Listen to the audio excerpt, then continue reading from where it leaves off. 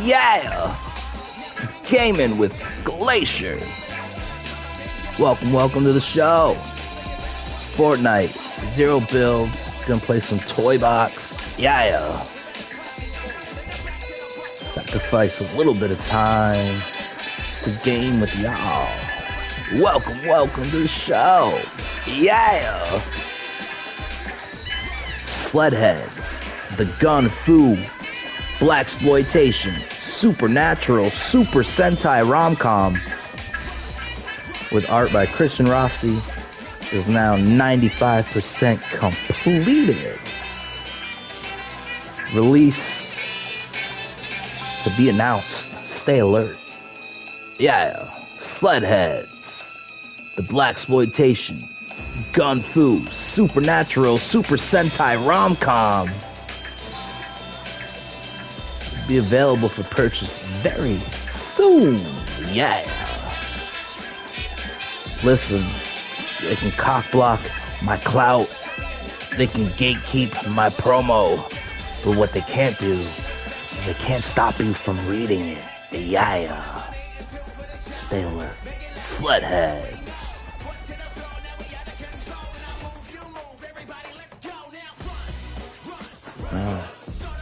We're gonna go TOYBOX first. Backyard chilling. Backyard chilling. Please, ticks everywhere.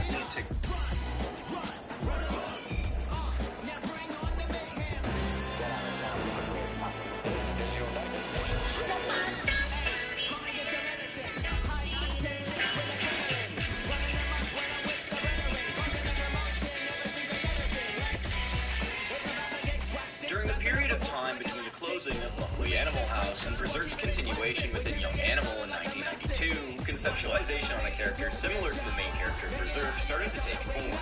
Although not a direct inspiration, these two characters would travel similar territory over the course of their runs, have actively fought against the machinations of fate, and suffered for it.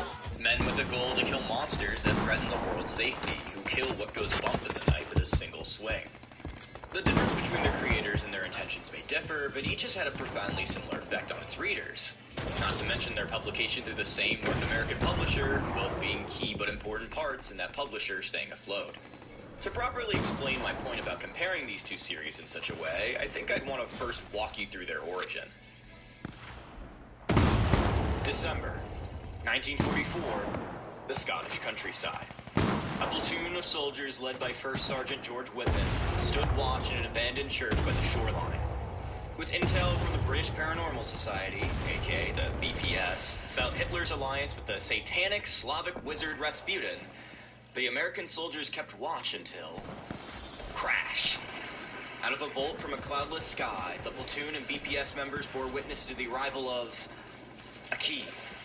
A key to end all things, a seed of destruction that will bloom into the apocalypse. However, the lead of the BPS's investigation, Dr. Trevor Brutenholm, makes a startling observation about their enemy. They're a child. As their enemies scatter from their altar miles away from the coast, the platoon realizes that this thing they've encountered means no harm. For the sake of national security and studying the creature, the platoon decides to harbor the creature for the foreseeable future. Yeah. A future cursed with, regardless of anyone's actions, the demise of mankind as we know it. Almost a demon, almost a human boy. Dr. Brutenholm christens the seemingly harmless monster as Hellboy.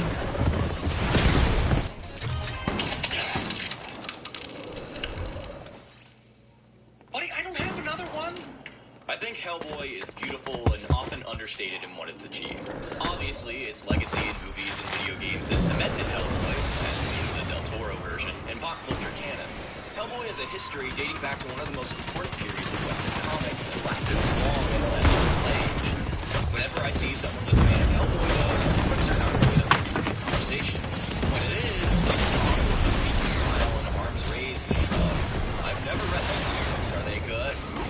If they have read some of the comics, it's often followed by condemnation from its creator, like his association with his editor, Scott Howard. A man worthy of scorn, to be sure. I still believe, however, that this series, at least the core Hellboy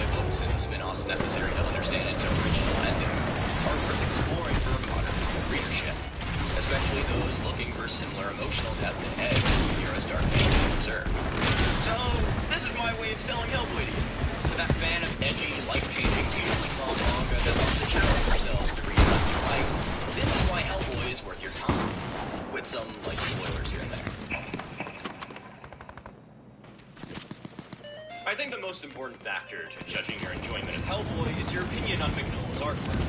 Like Mignola's career as an artist spans 4 decades, not only evolving in terms of art style, but also visual storytelling. The shading is the most distinctive part of Mignola's art style, other than his tendency to be head with heavy shoulders. Or flash. He doesn't quite censor his intention, and at times uses the comics to effect, most quiet atmosphere. It's intimate conversations and sad little diatribes. And also the memes. Love them. Keep them coming. Hellboy. Other artists that join Mignola's Yeah. stories such as Richard Corbin, who has done a whole bunch of these Hellboy films. His style compared to Corbin is vastly different in terms of detail and shading, but that change in style isn't bad. It's still Mignola writing the story. It's certainly not for everyone and very different from purists, but that level of detail and clear love. Automatic shotty, baby. Hellboy is a treat in more than one way. I mean, have you seen With a beam? Scope with a beam? Because I think you get that by now. Have you read Ron Perlman's filmography? Have you seen his performance in Drive? Damn it. You know he was fucking SLED? Yeah, dude, I fucking love Ron Perlman. Hellboy is, well, a demon. At least. He's the son of a great demon he doesn't know the name of, a human mother he never knew, and was raised by the Bureau of Paranormal Research and Defense. Formed in the wake of World War II by Professor Brudenholm, who I'll now refer to as Professor Broom, its goal is to combat occult threats across the globe. Through the BPRD and sometimes alcohol, Hellboy investigates reports of monsters of all kinds and strange, sometimes emotional tales. I'd like to call this early period his Black Swordsman arc, because some of the same elements are played at a status quo world, their intended purpose in it. And while we don't have a god hand, It's a killing for Christ. What the fuck? Where you see Hellboy's existence is part of the bigger plan. The big Yeah. He's told that he's destined to help bring about the end of the world. Something that Hellboy really doesn't want to hear. And something he'll learn very quickly is something he can deny. Throughout the early stories, Hellboy is joined by a growing cavalcade of allies from the BPRD's growing Special Talents Task Force, such as the intelligent fishman Abe Sapien, a pyrokinetic obvious love interest, Liz Sherman, and eventually his own personal enemy, Roger.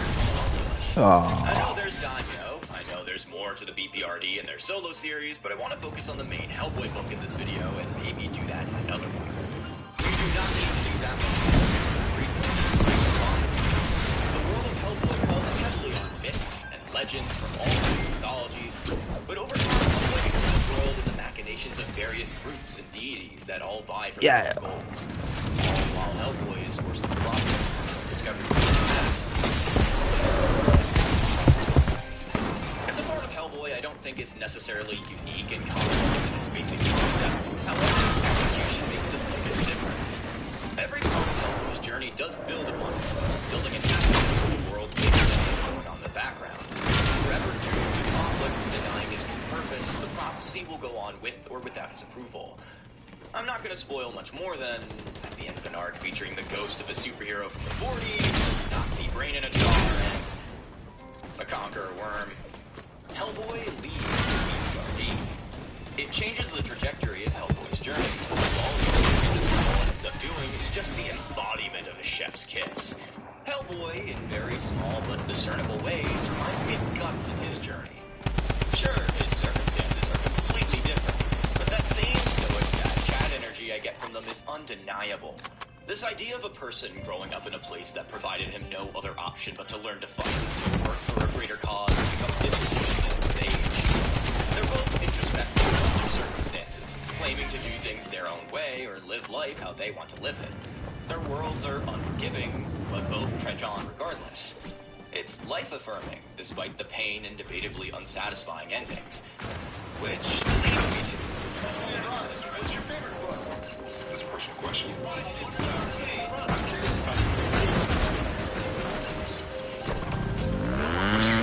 Yeah.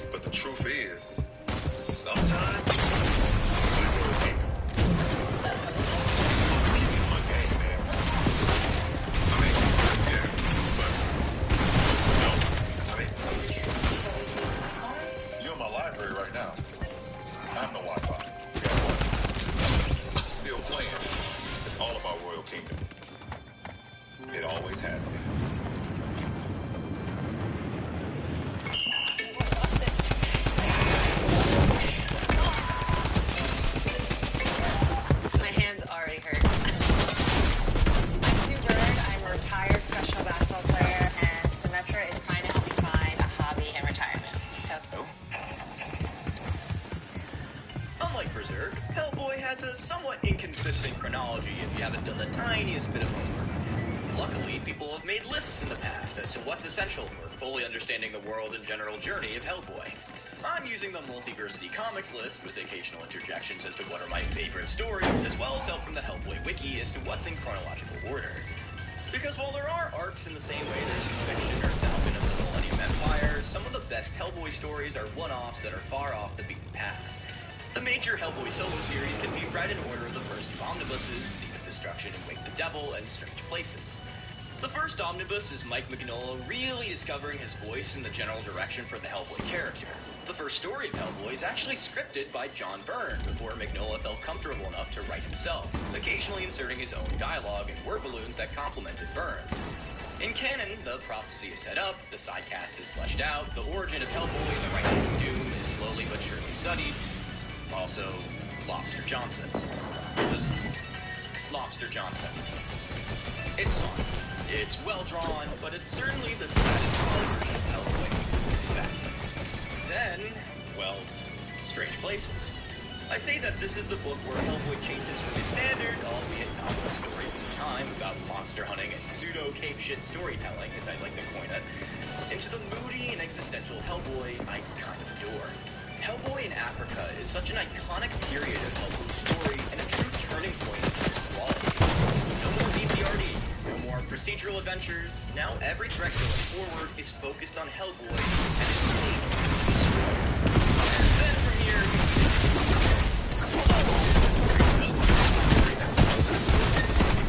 Hellboy, there's another arc's worth of Hellboy on land with a bottle of that we talk about first. Hellboy in Mexico. This series of stories not only adds texture and the world of Hellboy, taking place during Hellboy's drunken Hellboy, the moist back. Mexico, also Hellboy references later in Hellboy's run. There's a wrestling match with a zombie luchador. Ooh, zombie luchador. Hellboy even gets married. Married. A woman damned to hell for practicing the dark arts, but still. Hellboy in Mexico is just fun. It's what I recommend to people more than Seed of Destruction to understand the vibe of Hellboy as a series. The second most important tale I want to highlight before diving into hard plot spoilers is The Corpse. Not only is The Corpse a favorite for both Mignola and his fanbase, it's essential reading for the third omnibus onward, setting up the world of Faye and Hellboy's greatest players in a seemingly immortal case. The Corpse is almost a prologue to the Wild Hunt and greater prophecies told in Hellboy's story. I mean, who doesn't enjoy Gruagach shenanigans? Love that pig boy. It's also just one of the best things Mignola's drawn. Distinct designs, fun paneling, a simple but fun quest for a hero with power. It's another story I give to people looking to find out what Hellboy's about. The many colors and shapes Mignola paints with when telling his story. Now, these stories are the essentials of Mignola 3, but there is one more story I'd want to mention. Hellboy, the Midnight Circus. Taking place it's a beautifully drawn story. Right up, which focuses on a young Hellboy exploring the world of BPRD. More foreshadowing for the future takes place within this book, so it is required reading, but it's not necessarily bad. We very rarely see young Hellboy in the main book, and it helps to build knowledge just enough to add weight to future moments. And now, without further ado, Book 3, The Wild Hunt.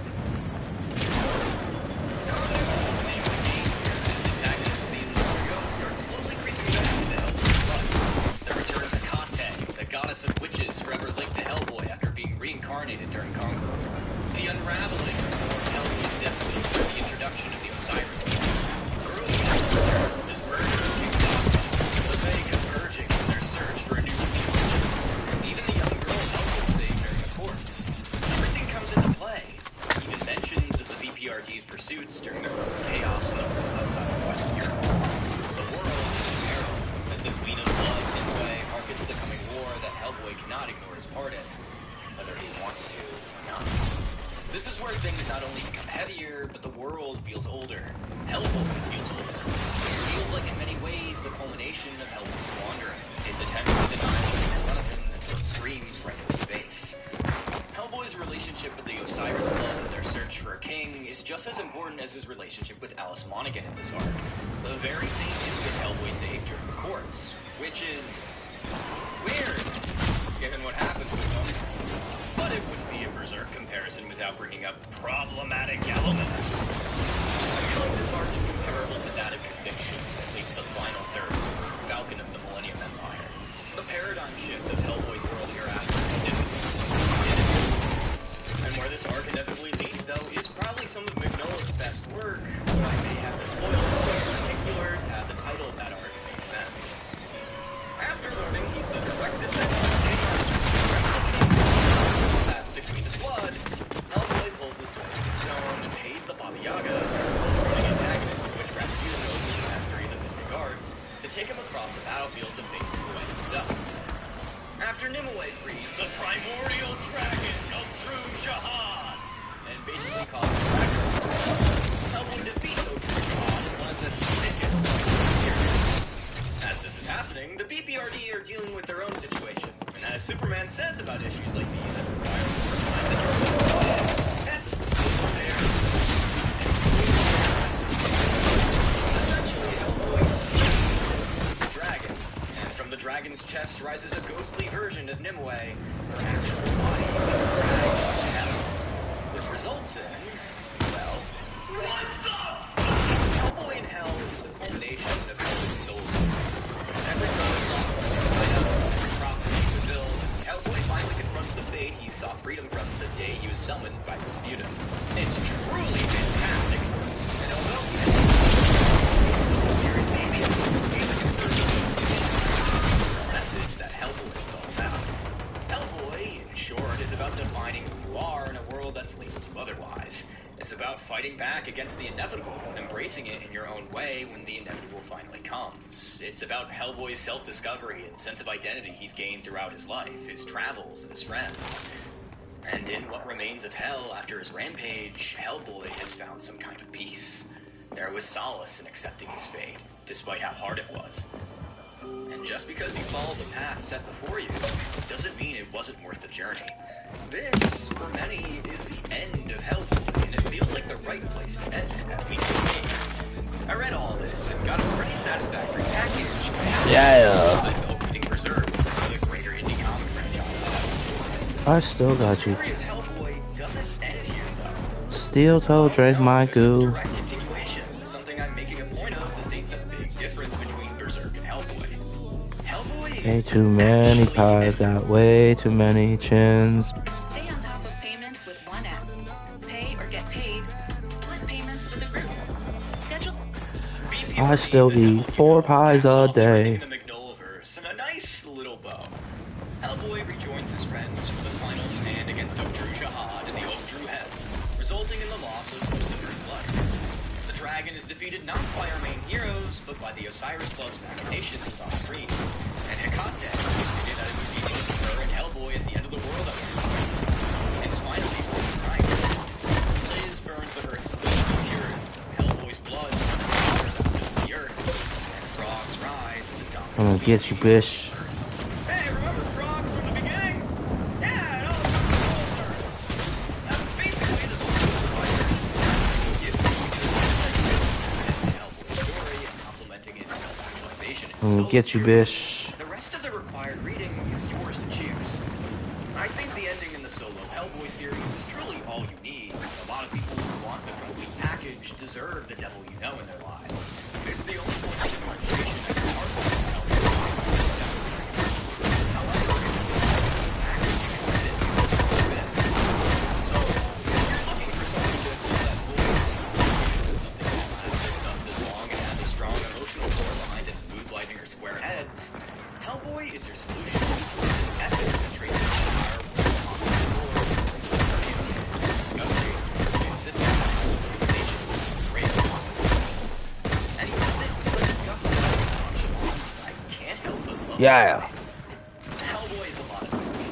A touching indie darling, a series disgraced by a harmful editor, a fun way to explore the monster of the week formula, and in a small way, something to remind yourself maybe you should move past your self-loathing and acknowledge what you can't accomplish and what you most certainly can. I find Hellboy to be an inspiration.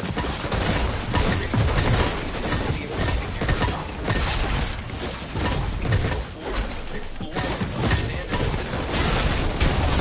This story may never be finished unless it is hand. Doesn't mean good stories don't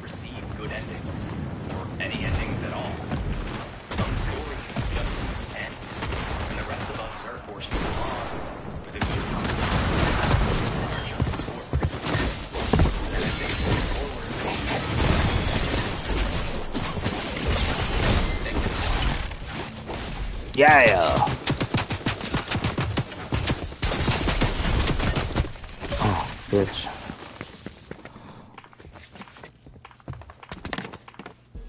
Alright, let's see. What else did I want to watch? Oh, yeah. Shane Gillis. Daredevil. Shane Gillis.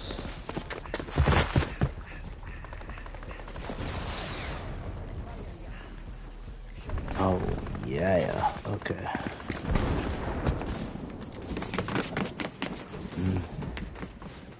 Tell Congress to protect healthcare access for New York's communities. No Medicaid cuts. Say hello to your cheesiest craving yet. Oh, snap. That's right. Cheez-It made it chick. Oh. Are you here to confirm that Daredevil is responsible for this, Detective? There is no proof that Daredevil even exists. Dude, I watched a very dark film last night. Did you ever see Daredevil? I hate it. The one with Ben Affleck? That movie's so bad. It's so bad. Oh my god, like a blind player. Blind player, but you can like see sonar. It's like if something's too loud, big enough, but if there's like a little bit of noise, you can see like hot babes basically. But you're soaking hot.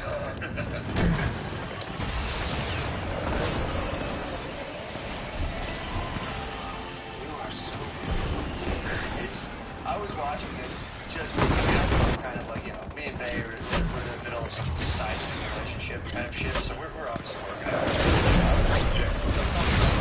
She's like, what do you want to watch? We're in season 3 of Westworld, which I'm doing a lot. She's like, can we watch, she's like really into the character Electra for some reason, who's Daredevil's girlfriend. And she's like, well, you have to watch, she's like, in order to watch Electra, you have to watch Daredevil. At this point, I'm on the couch, so I'm like, oh, is it Halle Berry? Turn her up. No. It's Electra. Jennifer Garner, I'm gonna say. Oh God. Yeah. Oh my God. Dude, it's dude.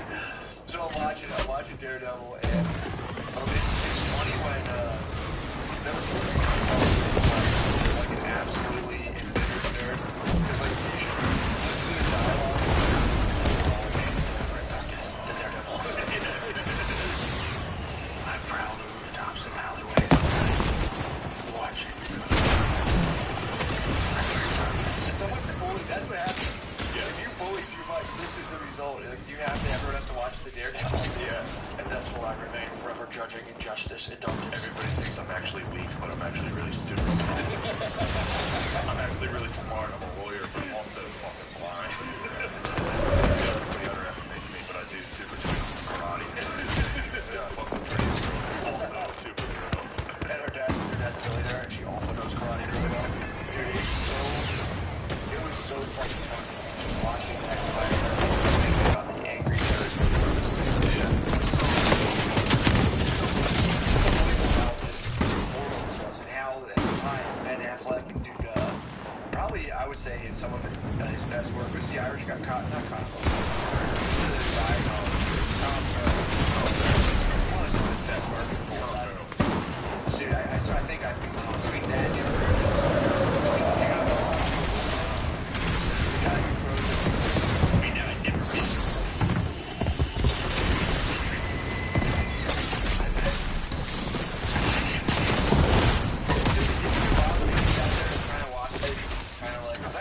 into it. The sonar shit was pretty tight. Yeah. Also, totally before any kind of epilepsy warnings.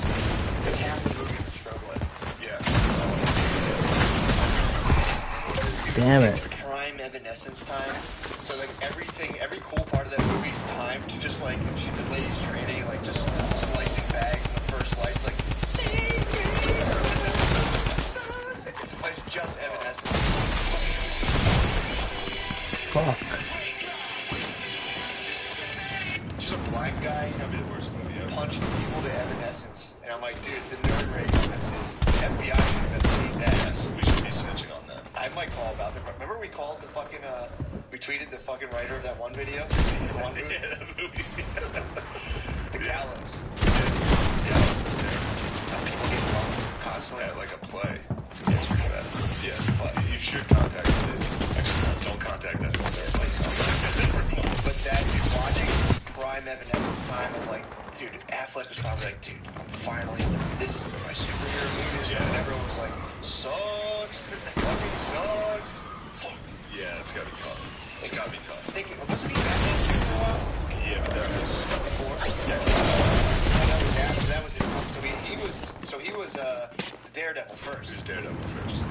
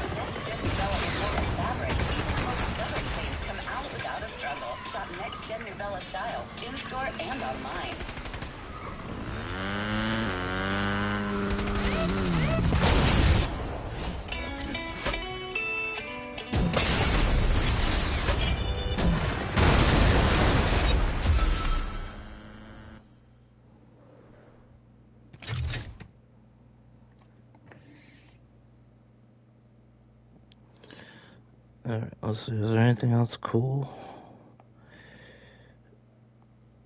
Oh, it's really only 2:37? That makes some good time. TOYBOX is good stuff. Alright, oh,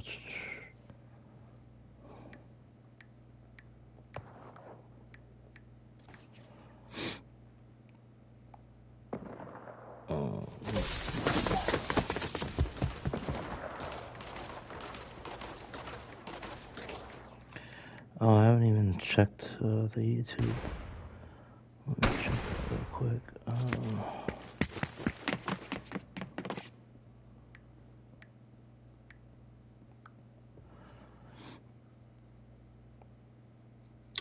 Hello, everyone, and welcome to a live episode of Hack the Movies. This is going to be a great episode. We're talking about VHS, and who else would I talk about this with than everyone's favorite co-host, Kaylee. Kaylee, hi, Kaylee. How are you?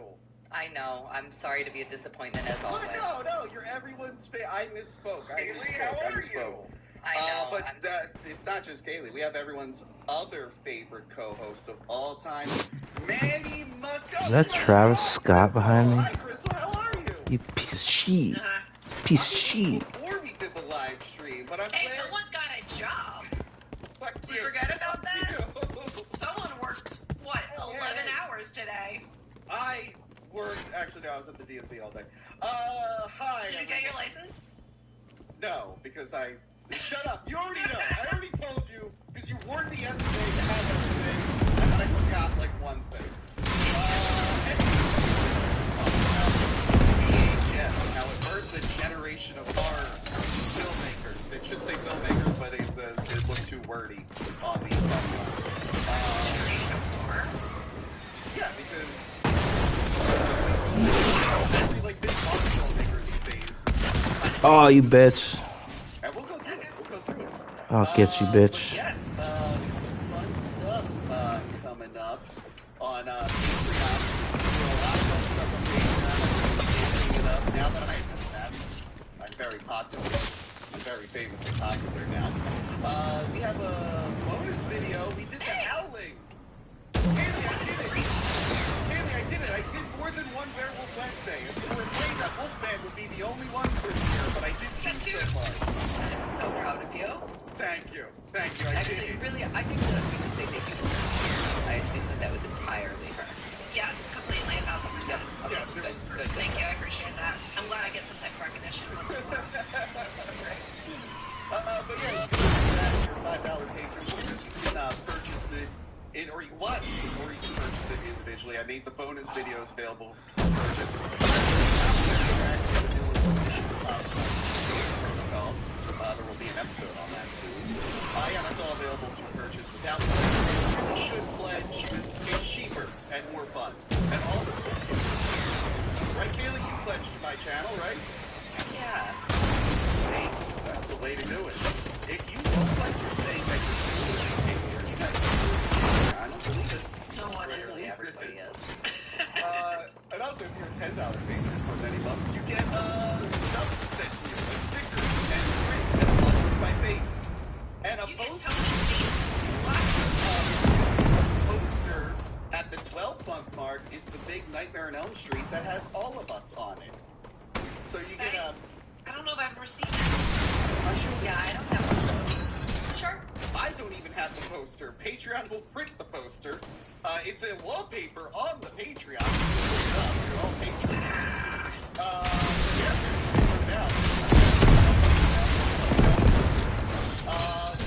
Well, I don't know about all of us, but I ordered the table for VHS Fest 9. Why did you tell me that? You don't tell me shit. Where's my phone? I think I told you last night when we were secretly recording something. You did not. Okay, well, that when it said we're going. Okay, a day later. It was literally available to purchase yesterday, and I got it. So it's a day later. My bad. Yes, I will be at VHS Fest 9. Guys, the new puzzle game Royal Kingdom just launched. I figured we're all going to be playing it aloud, so I'm here to answer any questions. Yes, bedtime Jimmy. Is it a good way to relax and have fun? Sure is. Showtime Jimmy? Are there ads? No. Can you believe they make games with no ads? Play Jimmy. Do I need Wi-Fi? Do I need Wi-Fi? Nope. Which means you can play anywhere. Just what a pricey latte, Jimmy? Is it free? Yep. Not a single dime to download. Emotional, Jimmy. I'm just like so excited to download this game. Same. Cowboy Jimmy? Giddy up, partner. Okay. So Royal Kingdom, it's relaxing. There's no ads, no Wi-Fi. It is free, and you can download it now. He's my emotional support cowboy.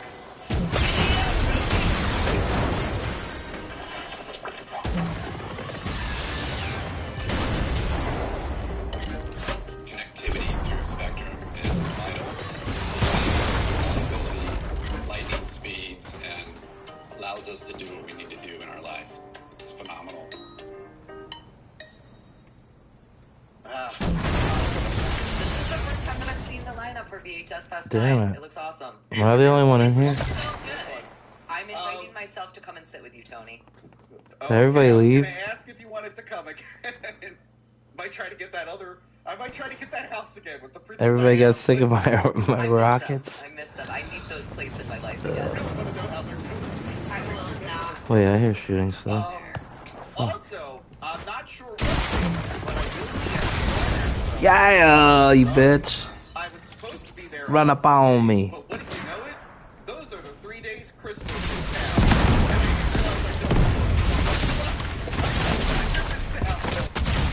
Oh, you bitch. I think I can make it at least on Sunday for Fan. So where? Billy Fan Expo. It's like our Comic Con in Billy. I want to go.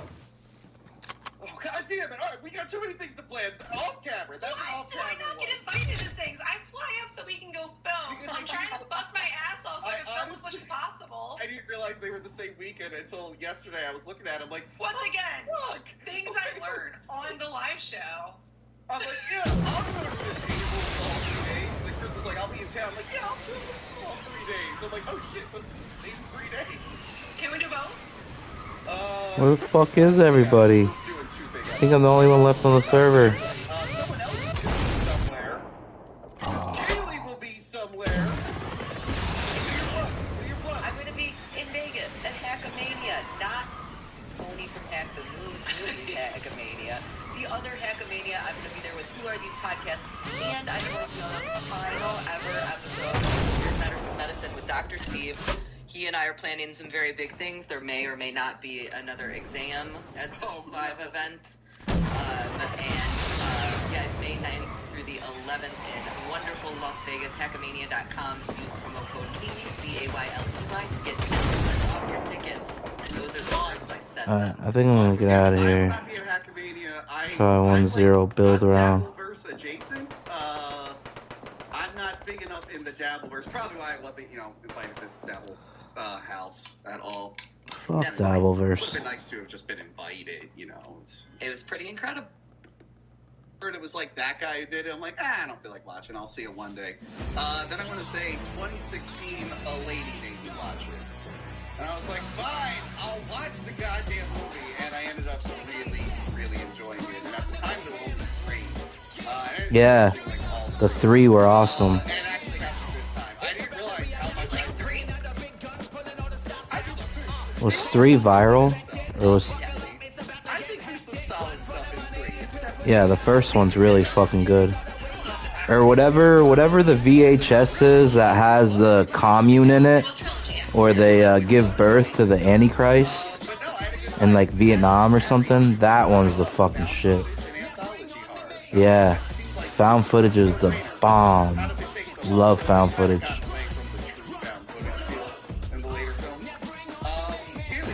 But VHS was really found footage, the first one. So I was at some little-ish film festival, although it might have been something like Fantastic Fest. 2012 was the year, 2011 through 2013, I was going to just tons and tons of film festivals everywhere. And I was actually super pumped for this because I had fallen in love. Ty West had just before this put out his movie The Innkeepers with Pat Healy and Sarah Paxton. And I loved that movie. I was like, this is amazing, and this guy is going to go so far, and I want to support everything that he does. So despite the fact that I like Wingard, I was very excited about another Ty West thing. And when I came out of it, we will see how my opinions have changed. But when I came out of seeing this, I was like, man, Ty West segment was the worst. I can't believe that was what I was pumped for. And so I ended up loving it, though. I thought that it was extremely well done. I've always been a huge found footage fan. I've never been a huge fan of anthologies, though. So this one was, I liked how it was woven together. I really enjoyed that, and it gave me this new invigorated hope for that idea of the horror anthology, which now I love. I feel like this didn't make anthology popular. I mean, Trick or Treat did a little bit the 2 years before. The thing is, a lot of the anthology stuff is mostly indie, straight to streaming and whatnot, so some people miss it. But I love anthology stuff, so I love that this kind of brought it back. I got my ABCs of Death shirt on. Oh, nice! It's something that I've grown to love, but this is one of the movies that really made me get it. ABCs of Death 2, there was a contest to be there for the letter N, and my friend wrote and directed one, and I ended up shooting it for them. We didn't win. I think the one that won was the one with the fat guys on bath salts and eating people. That one deserved to win. That one was amazing. When we realized that was the winner, I was like, oh, well, obviously we can't beat that. That's fucking gold.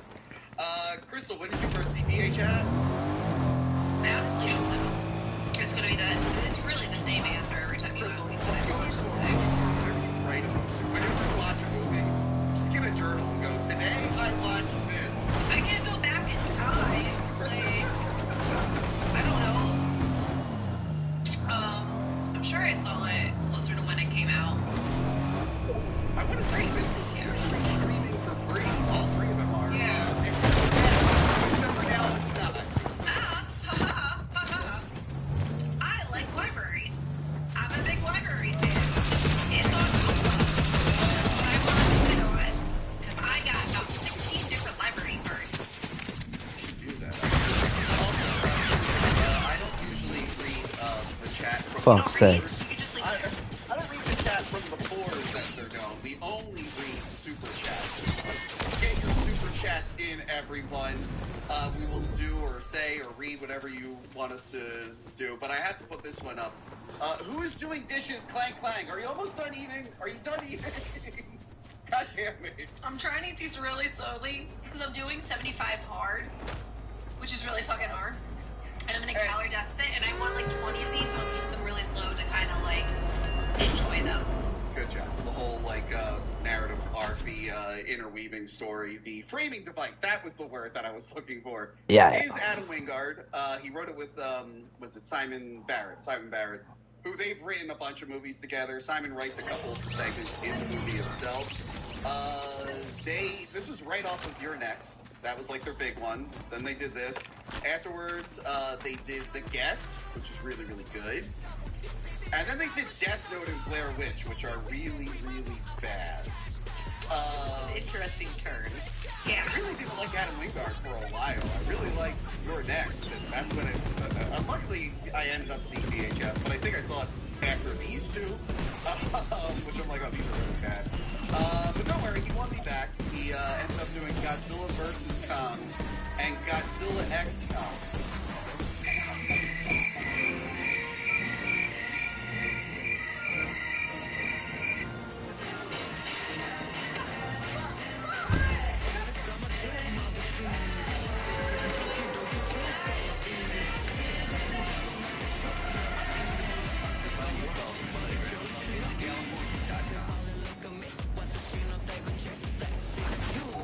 Godzilla X Kong is the greatest film not called Moana.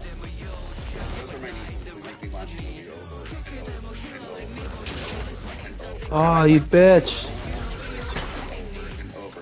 Anyway, Adam Wingard, I watched that movie 600 times in the last year. Now I'm his biggest fan. Movie opens up with a bunch of assholes. These guys are the worst. They really are. I want them to die. Trying to secretly film his girlfriend having sex with him. Has anyone ever tried that on you guys? I've never tried to pull that off on you guys. I thought. Not that I'm aware of. Stuff triggering me. And the movie did it. No, they're total assholes. It works so well how they set these guys up to be total assholes. And assholes in the show. And these are the perfect guys. Every single one of them is worse than the next. Yeah. To do these horrible acts and everything. They're attacking a couple. They're filming themselves. I know. I wanted to murder. They show it like so many times. Their shirt off. Like show it over and over again. This part where they're just filming themselves breaking things. Let's see, I might be able to get one more in. Yeah. Gaming with Glacier, TOYBOX, Zero Build, Hellboy, VHS, Daredevil, Ben Affleck. I think I've given up enough time today. I actually gotta go get a haircut. But I gotta go meet the editor for dinner in about 2.5 hours. Yeah, but it started to phase out. In college, Oof, almost done. We're drafting up 3 different versions of the ending. And gonna probably whittle away a lot of stuff today. And then, oh yeah, I almost forgot, I'll be at the Colonial. The Colonial in Morristown. Morristown, New Jersey. Well, doors open at like 7:25, but I'm probably gonna be a little bit late. And it's cool. It's at the Morristown Masonic Lodge, but you gotta bring your own beer. It's $15. I'll probably be there a little bit after 8. Morristown, New Jersey. It's a block from South Street. So, oh, and don't park right next to it. You will get ticketed. That's like strictly for the Masonic centers, like, you know, the Masons. So their parking spots. So you gotta go a block over. There's a car garage right there. So yeah, if anybody, you know, anybody in Jersey want to come chat, there's your chance.